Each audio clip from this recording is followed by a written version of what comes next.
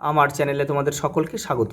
আজ আমরা ক্লাস 8-এর রায় মার্টিন প্রশ্নবিচিত্রা থেকে ইতিহাসের দ্বিতীয় পর্যায়ক্রমিক মূল্যায়নের তৃতীয় স্কুল সলভ করব।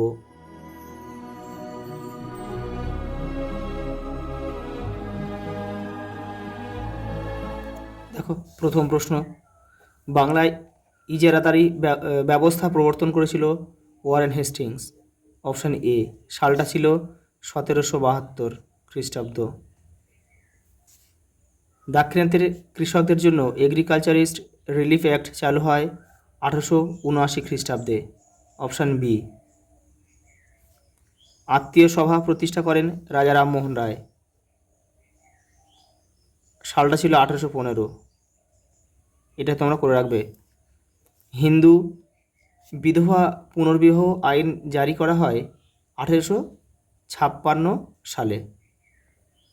অপশান সি, সিপাহীরা মহাবিদ্রোহের সময় কাকে হিন্দুস্তানের সম্রাট বলে ঘোষণা করেছিল?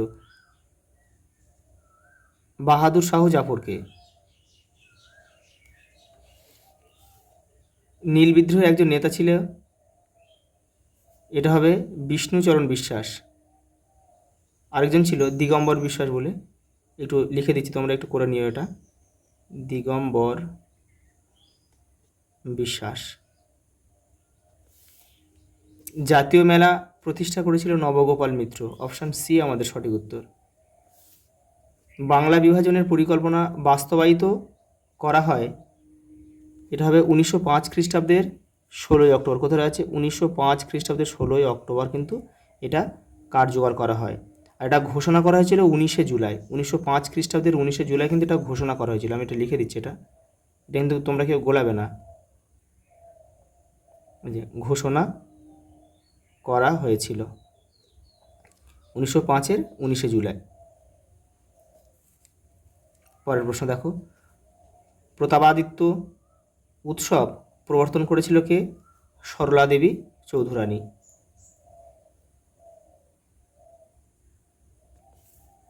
যার আত্মজীবনীর নাম কিন্তু জীবনের ঝরাপাতা। জাতীয় শিক্ষা পরিষদ গঠিত হয় 1906। পরের প্রশ্ন দেখো, অতি সংক্ষিপ্ত উত্তর দাও। ঔপনিবেশিক ভারতে প্রথম পাটের কারখানা কোথায় চালু হয়েছিল? হুগলি। হুগলির কোথায়? রিষড়া। সালটা ছিল 1855। এই সালগুলো তোমরা কিন্তু মুখস্থ করে নিও। পরের প্রশ্ন দেখো, স্বরাজ আমার জন্মগত অধিকার উক্তি, এটি কার উক্তি? বাল গঙ্গাধর তিলকের।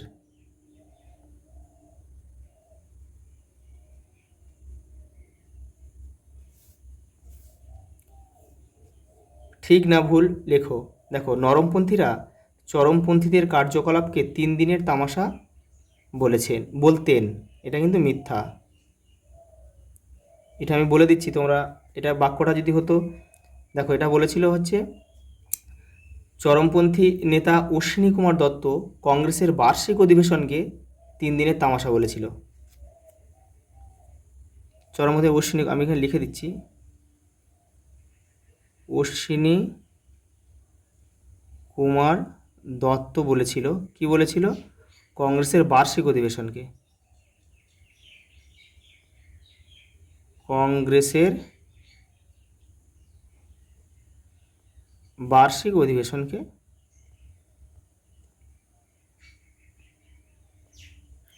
বার্ষিক অধিবেশনকে বলেছিল 3 দিনের তামাশা।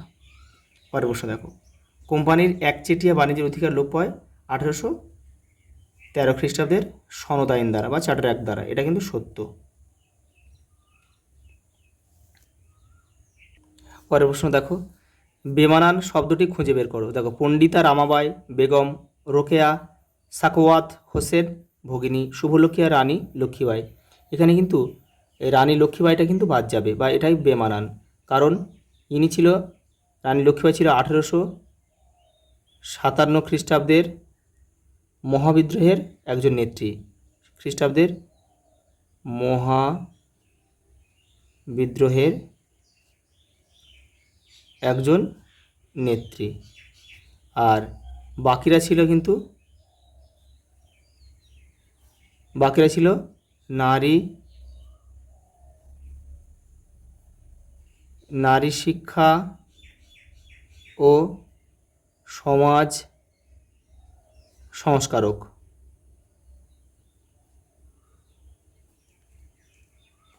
পরেরটা দেখো, সম্পদের নির্গমন, অবশিল্পায়ন, টেলিগ্রাফ, দেশীয় জনগণের দারিদ্র্য। এখানে কিন্তু টেলিগ্রাফটাই বাদ যাবে। দেখো বাকিগুলো, টেলিগ্রাফ হচ্ছিল একটা যোগাযোগের মাধ্যম, মানে যোগাযোগ প্রযুক্তি। আর বাকিগুলো ছিল, আমি লিখে দিচ্ছি এখানে, বাকিগুলো ব্রিটিশ ঔপনিবেশিক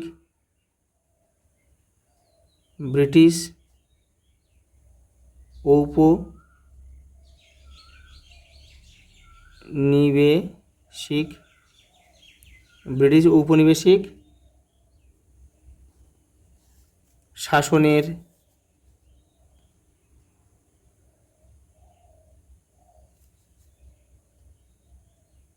নেতিবাচক প্রভাব নির্দেশ করে।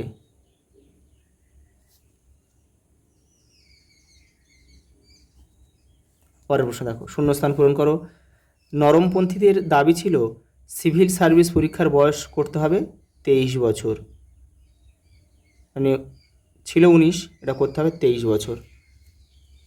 পরের প্রশ্ন দেখো, দাদন বলতে বোঝায় অগ্রিম অর্থ বা ঋণ লিখতে পারো, অগ্রিম ঋণ বা অর্থ লিখতে পারো। পরেরটা দেখো, এটা স্তম্ভ দিয়েছে। দেখো, বিজয় কৃষ্ণ গোস্বামী কী হবে? ব্রাহ্ম সমাজ। তাহলে এখানে আমরা লিখব, কেউ তীর চিহ্ন দিয়ে কিন্তু মেলাবে না, শুধু প্রশ্নের দাগ নাম্বারটা উত্তরের পাশে লিখে দেবে, হয়ে যাবে ব্রাহ্ম সমাজ। দেখো, বাল গঙ্গাধর তিলক, এটা হবে কি? শিবাজি উৎসব। তাহলে এখানে আমরা লিখব 2। আর জ্যোতিরাও ফুলে আছে সত্যশোধক সমাজ। আর দীনবন্ধু মিত্র নীলদর্পণ নাটকের রচয়িতা।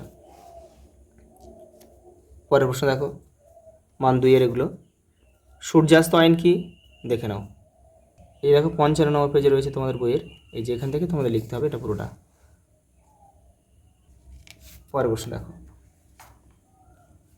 মহাজনী ব্যবস্থা বলতে কি বোঝো? তোমাদের বইয়ের 58 নম্বর পেজে রয়েছে। এই দেখো মহাজনী ব্যবস্থা, এখান থেকে তোমরা লিখবে।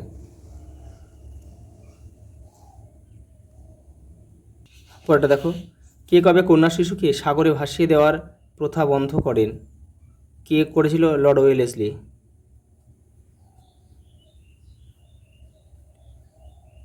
কত সালে? 1803 খ্রিস্টাব্দে এটা করেছিল। পরেরটা দেখো,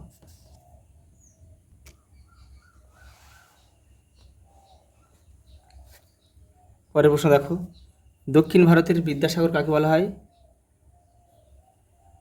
বীরেশ লিঙ্গম পান্তুলুকে। ভারতের প্রথম ভাইসরয়ের নাম কি? লর্ড ক্যানিং।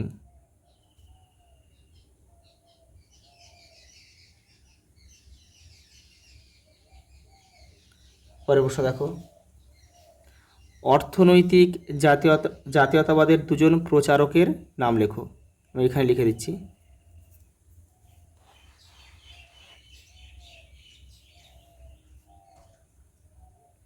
দাদাভাই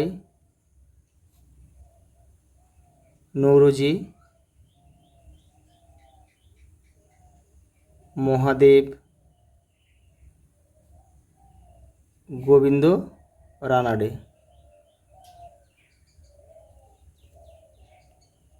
পরের প্রশ্ন দেখো, সভা সমিতির যুগ বলতে কী বোঝো? তোমাদের বই দেখো 97 নম্বর পেজে রয়েছে, এই যে এখান থেকে এই পর্যন্ত। পরের প্রশ্ন দেখো, এ নেশন ইন মেকিং বইটি কার লেখা? সুরেন্দ্রনাথ বন্দ্যোপাধ্যায়। সুরেন্দ্রনাথ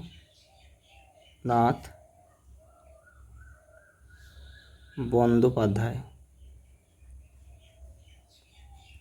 পরের প্রশ্ন দেখো, ব্রিটিশ শাসনকালে ভারতে প্রবর্তিত দুটি দমনমূলক আইনের নাম লেখো। দেখে নাও।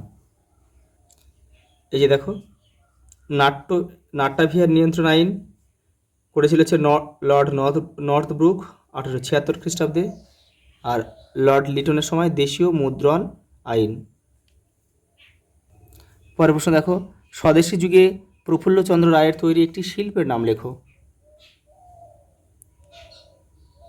বেঙ্গল কেমিক্যালস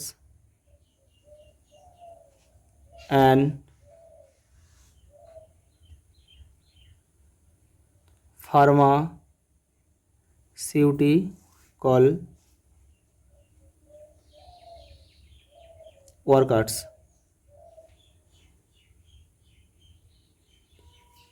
পরেরটা দেখো, বারাসাত বিদ্রোহ সম্পর্কে লেখো। 86 নম্বর পেজ। এই যে দেখো, বারাসাত বিদ্রোহ, এই যে বারাসাত বিদ্রোহ, এটা করবে এখান থেকে। পরের প্রশ্ন দেখো, ভারতের জনমত গঠনে সংবাদপত্রের ভূমিকা আলোচনা করো। 78 নম্বর পেজে রয়েছে, দেখো এই যে এখান থেকে এটা তোমার পুরোটা করবে। পরের প্রশ্ন দেখো, রায়তওয়ারি বন্দোবস্ত কারা প্রবর্তন করেন এবং এই বন্দোবস্তের শর্ত। 56 নম্বর পেজে রয়েছে, এই যে রায়তওয়ারি বন্দোবস্ত, এখান থেকে তোমাদের পড়ে করতে হবে। এই যে পরের প্রশ্ন দেখো, দাক্ষিণাত্য হাঙ্গামা বলতে কী বোঝো। 61 নম্বর পেজে রয়েছে তোমাদের বইয়ের, এই যে এখান থেকে এটা লিখতে হবে। পরের প্রশ্ন দেখো, ওর সঙ্গে একটা প্রশ্ন রয়েছে, আবওয়াব কি, তোমাদের বইয়ের 55 নম্বর পেজে রয়েছে। দেখো এই যে দেখো, আবওয়াব বা বেআইনি কর, মানে মুঘল আমলে কৃষকদের ওপরে যে বেআইনি কর চাপানো হতো সেটাই কিন্তু আবওয়াব নামে পরিচিত। পরের প্রশ্ন দেখো, 1909 খ্রিস্টাব্দের সুরাট অধিবেশনের গুরুত্ব আলোচনা করো। 106 নম্বর পেজে রয়েছে, দেখো টুকরো কথার মধ্যে এটা পুরোটা লিখতে হবে।